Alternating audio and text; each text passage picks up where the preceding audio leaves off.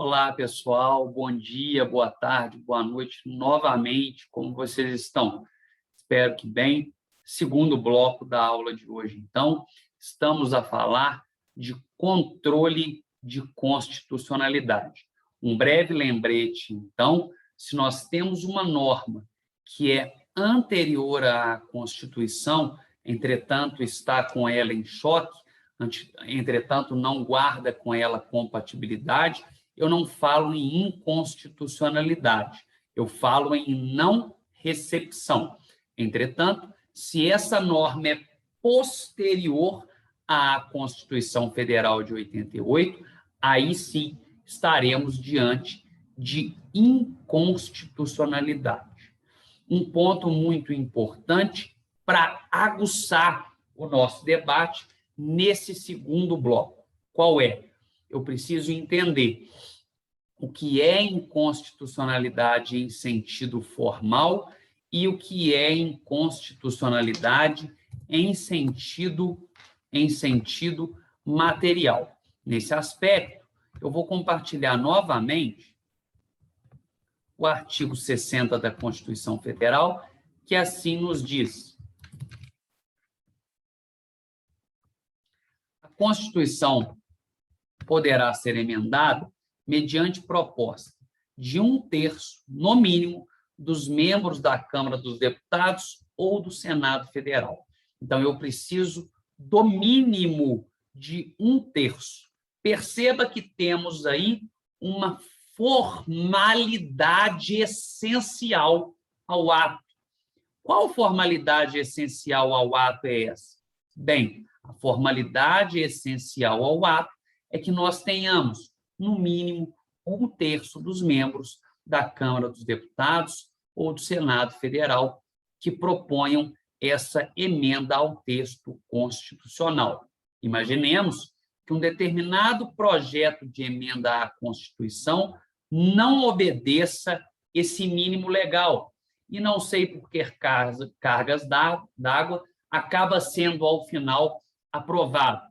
Perceba que nós teremos ali uma inconstitucionalidade formal, quer dizer, tínhamos ali inicialmente uma formalidade essencial ao ato que foi desconsiderada. Formalidade essa prevista ao próprio rigor da Constituição Federal, lá no seu artigo 60, inciso 1º. Formalidade essa prevista lá no artigo 60, inciso 1º. Estaríamos ali diante de uma violação formal. O mesmo se aplica, por exemplo, aos casos de vício de iniciativa. Muitas e muitas vezes, algum parlamentar chega, às vezes, cheio de vontade de trabalhar, de mostrar serviço, isso acontece, mas o serviço, a vontade, ela deve ser coligada à boa técnica. Então, perceba que o próprio texto constitucional especifica o rol de competência de cada um dos poderes. E, em caso de não observância dessas competências, estaríamos ali diante de uma inconstitucionalidade em sentido formal. Perceba que eu não estou fazendo juízo de valor, no caso da inconstitucionalidade em sentido formal, eu não estou a enfrentar se a essência dessa norma jurídica ela conflita ou não com as diretrizes da Constituição Federal. Eu estou a dizer que na sua gestação, na sua própria formação, foi inobservado uma formalidade essencial prevista na própria Constituição, o que caracteriza vício indelével e enseja a inconstitucionalidade dessa norma. Perfeito? Inconstitucionalidade em sentido formal, estamos ok. E a inconstitucionalidade em sentido material? A inconstitucionalidade em sentido material, para entendermos, partamos aí do princípio ou da presunção de que uma determinada norma jurídica respeitou perfeitamente as diretrizes que lhe eram previstas para a inserção no ordenamento jurídico.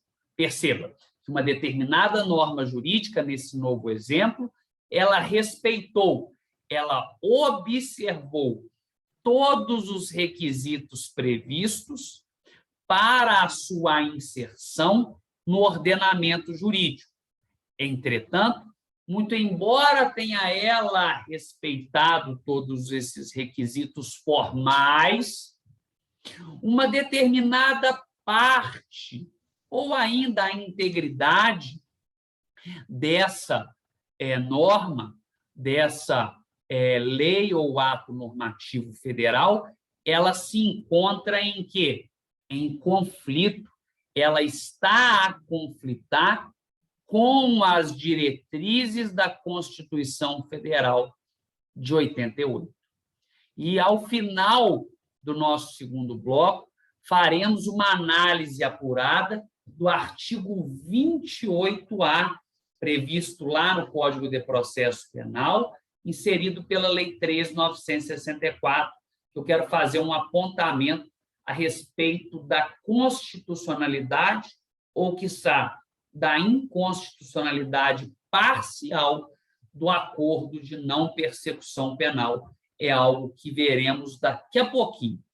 Mas, antes disso, eu gostaria de entender, e fica aí a pergunta aos doutores e doutoras. Fala para mim, bem, eu posso falar em inconstitucionalidade somente de lei ou ato normativo federal, ou eu posso falar também em inconstitucionalidade de todo e qualquer ato praticado pelo poder público? Nessa vereda é que precisamos entender a diferença de inconstitucionalidade em sentido lato, quer dizer, em sentido amplo, da ideia de inconstitucionalidade em sentido estrito. Perceba que no ordenamento jurídico nacional nós temos a incumbência de fiscalizar a regularidade ou a defesa, melhor dizendo, da Constituição Federal ao Poder Judiciário. Em alguns outros ordenamentos jurídicos, leia-se aí na Europa, temos a noção de um tribunal constitucional que não é vinculado nem ao legislativo, em muitos países europeus, e nem ao judiciário. No Brasil, contudo, a defesa da Constituição é a atribuição do Supremo Tribunal Federal. E o Supremo Tribunal Federal é o órgão da alta cúpula do Poder Judiciário. Então, cabe ao Supremo a observância, a defesa, a garantia dos termos da Constituição Federal. E aí, é nesse aspecto, quando falamos...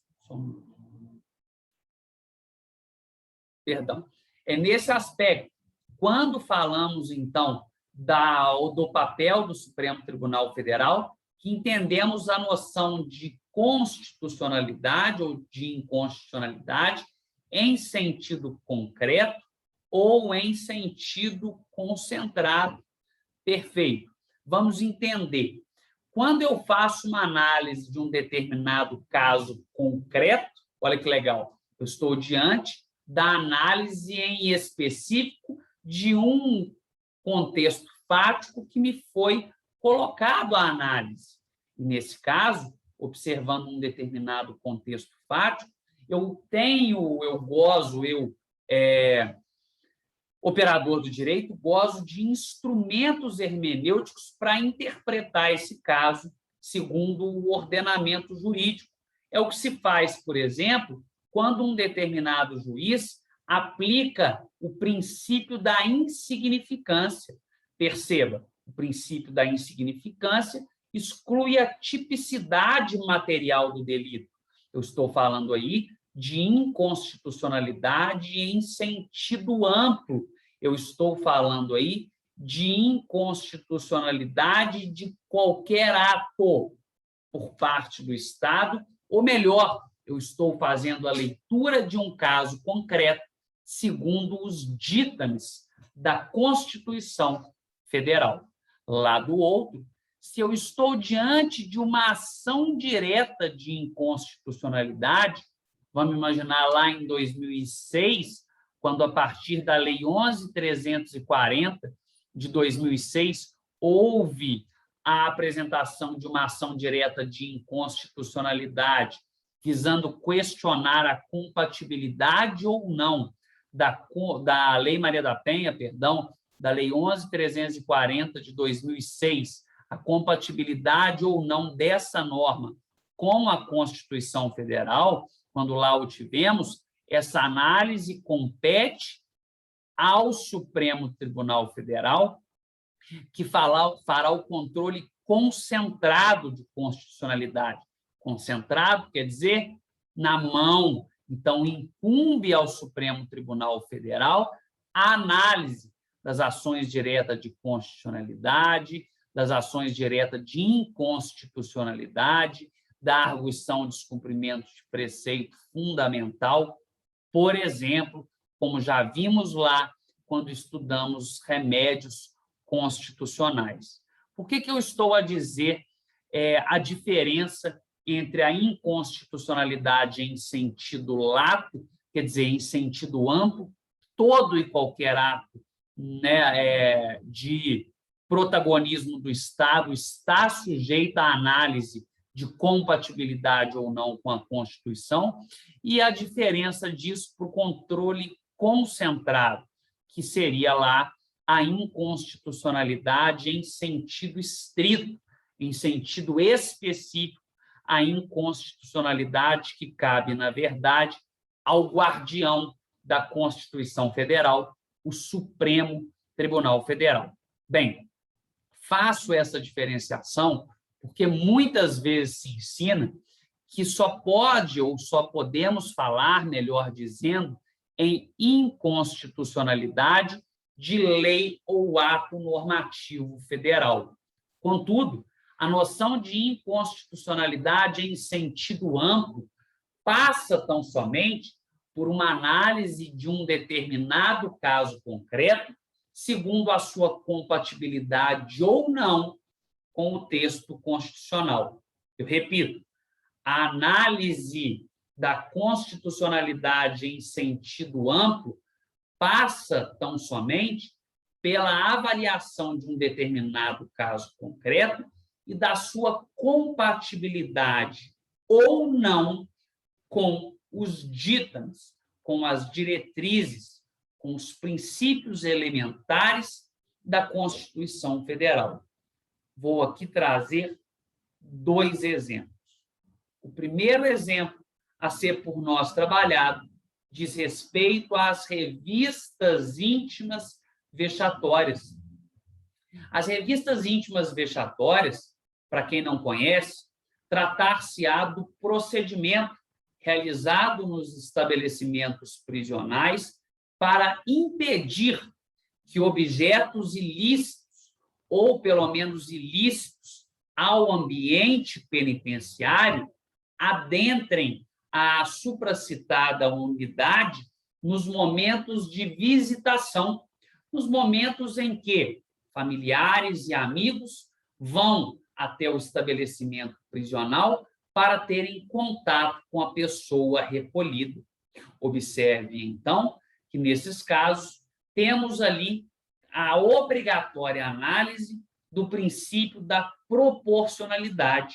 O princípio da proporcionalidade, para quem não conhece, né, eu imagino que todos conheçam, mas eu digo no sentido da sua divisão em literalmente escadas, ele se diz a proporcionalidade na modalidade adequação, necessidade e proporcionalidade em sentido estrito, de forma que nós só passamos para a análise da necessidade se constatarmos que a medida é adequada, e de forma que só passamos para a análise da proporcionalidade em sentido estrito se, além de adequada, a medida for aí necessária. Porque a proporcionalidade em sentido estrito, a gente vai comentar, faz a análise para nós faz análise para nós da ideia de bem jurídico.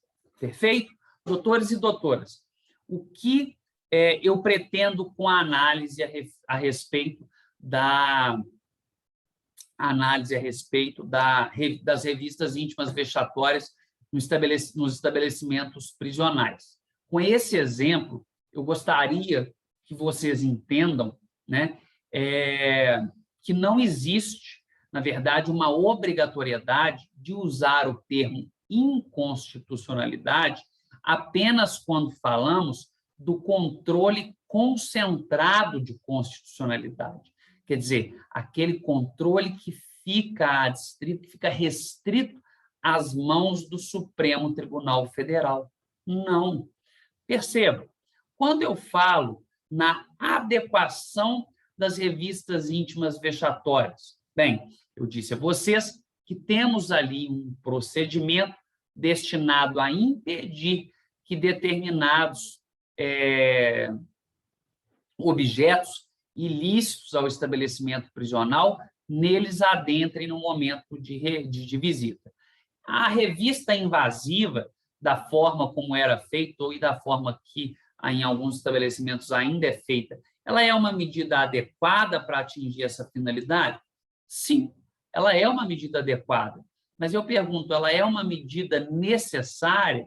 Quando eu pergunto para vocês se ela é uma medida necessária, eu estou querendo saber, existem aparelhos ou instrumentos ou práticas menos lesivas aos visitantes que poderiam aí ser implementadas para substituir essas revistas, a exemplo dos scanners corporais, como na forma tida nos aeroportos? Indene de dúvidas que sim. Então, veja, estou aqui a falar com os doutores e doutoras que a revista íntima vexatória, muitas vezes realizada por orientações derivadas de portarias, ou mesmo pela própria normação de natureza não federal, elas estão sujeitas ao controle de constitucionalidade. E diga-se, por força lá do artigo 1º, inciso 3º da Constituição Federal, que institui a dignidade da pessoa humana como sendo fundamento da República Federativa do Brasil, temos que as revistas íntimas vexatórias não se justificam, notadamente quando observamos que o Estado não pode suscitar insuficiência de recursos para massacrar, para desleixar, para desconsiderar direitos e garantias fundamentais. Perfeito?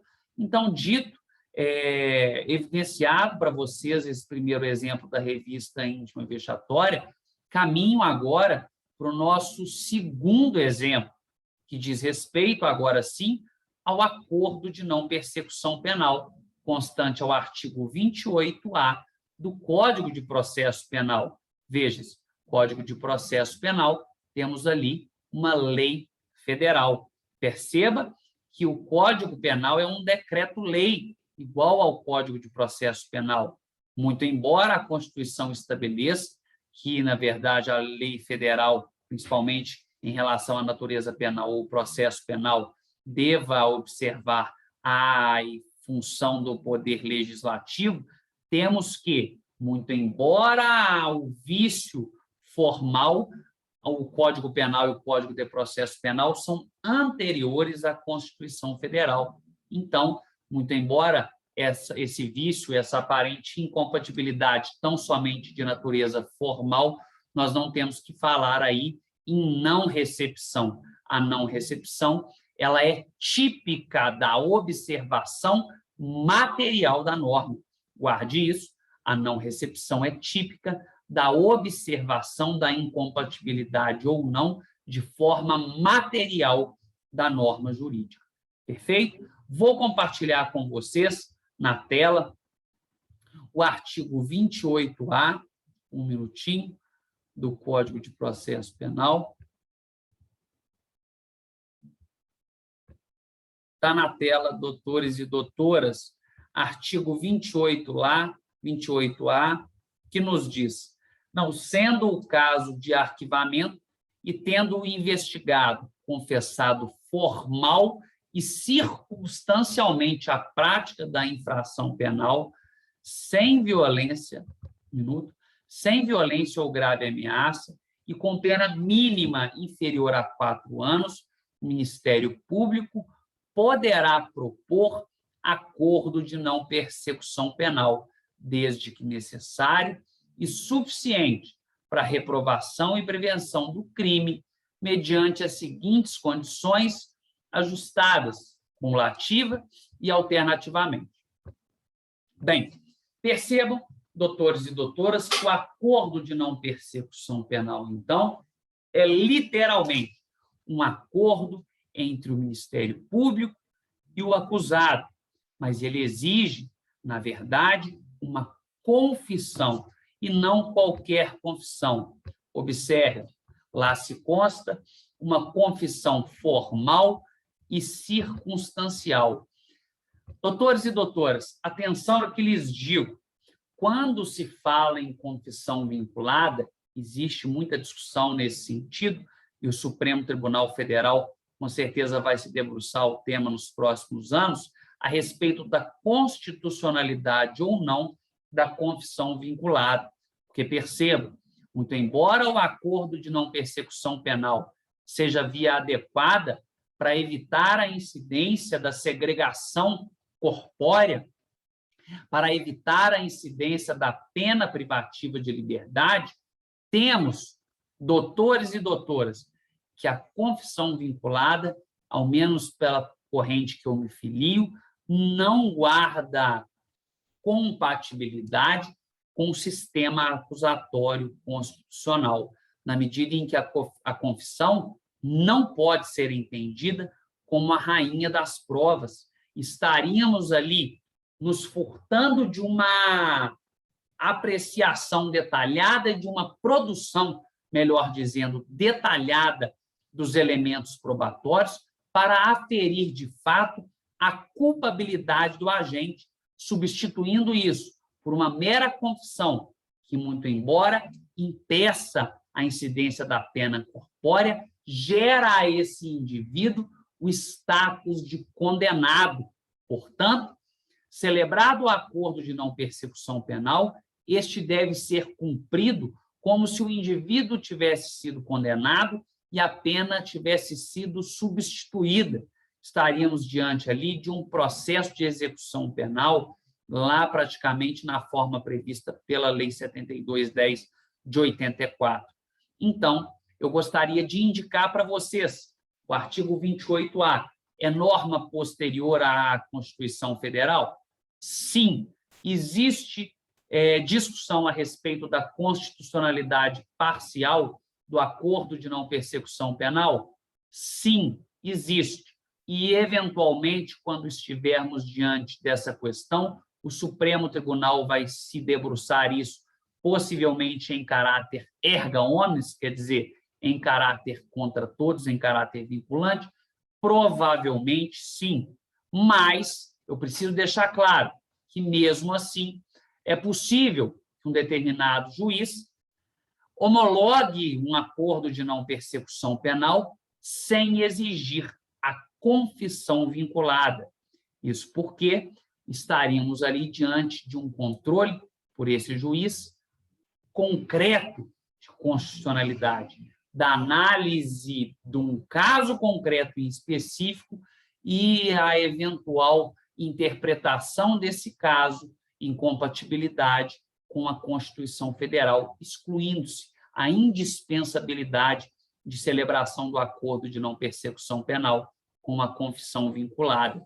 Fica aí a dica para quem quiser pesquisar sobre isso lá no trabalho de conclusão de curso, mas também, como vocês já estão no final do curso, posteriormente, numa pós-graduação ou no mestrado, é algo que eu entendo por muito interessante. Queridos doutores e doutoras, um forte abraço, uma ótima semana para vocês.